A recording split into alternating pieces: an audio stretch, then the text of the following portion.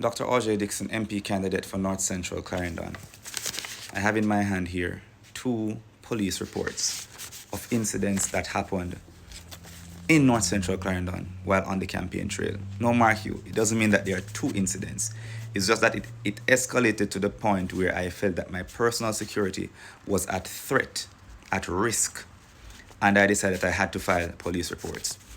On Wednesday, while in Goshen, there was a vehicle, heavily tinted vehicle, trailing my convoy, and went as far as pulling up in front of the convoy to do video recordings and pictures. This was a vehicle being driven by persons clearly clad in outfits of the Jamaica Labour Party. I decided that I was not going to allow the matter to slide, and I contacted the police, who then sent a vehicle to join me for the rest of the tour, because personally, we did not feel safe. Mark you, while that was the first one I reported, it was not the first that persons were trailing me and trailing my convoy. Now, I was born in the constituency. I live in the constituency in which I grew up. I could have gone anywhere else, and I decided to stay here. Everything was all good until I decided that I was entering politics, where it's almost as though threats are now being placed against my life. On that same day, in Moko, when police had to be sent to accompany me for the rest of my tour, I was blocked off from exiting by Jamaica Labour Party supporters. And there's a video on my page for you to see. But luckily, the police were there. In coming around to block me off, it seems that they were unaware that I was being carried around by the police in the area as a measure of added security.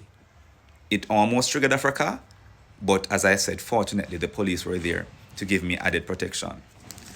Now, matters got worse. The next day, we had a spot meeting scheduled for Morris Hall. Scheduled, advertised, residents were aware. On pulling up in Morris Hall and setting up our location for the meeting with the sound vehicle, we recognized that supporters of the JLP started driving and riding through the location of the meeting. Mark you, they were on a tour in another location in the Rock River Division, not in Morris Hall. They were in another location, right? The convoy had not reached there yet, but I believe these ones were sent ahead of the convoy, which included a member of parliament, to create some kind of trouble. So people were driving to and from, bikes were riding through, somebody came and set up a sound vehicle just up the road from. We avoided that, we ignored it, until the point when we were about to start the meeting, and I said, no, that noise is too loud. I wasn't going to go and confront them and tell them to turn it down, so I asked the police to come and get involved. On two occasions, bikers, one clad in JLP outfit, another clad in full black, who I was made aware is another JLP supporter, almost hit me down in the road.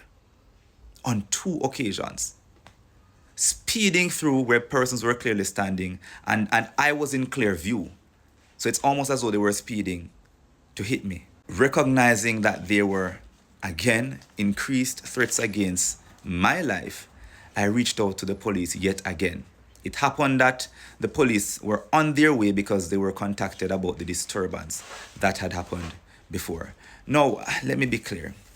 Nothing, no form of intimidation is going to get me to stop campaigning.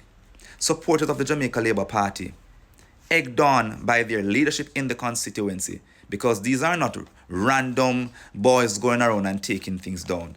They're going around with the same vehicles that are putting up JLP poster boards. They ripped down over 300 poster boards for me on nomination morning, and they continue to wreak havoc and tear down my boards.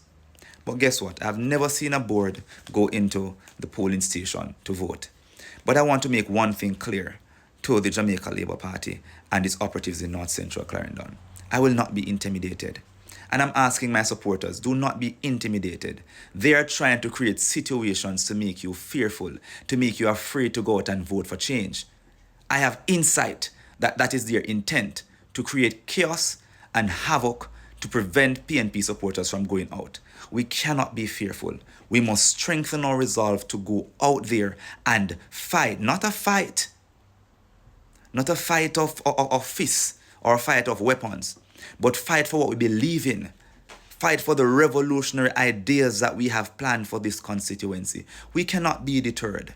We are the ones who have to live with whatever consequences happen after election day. And I say we because I live here, unlike the former member of parliament.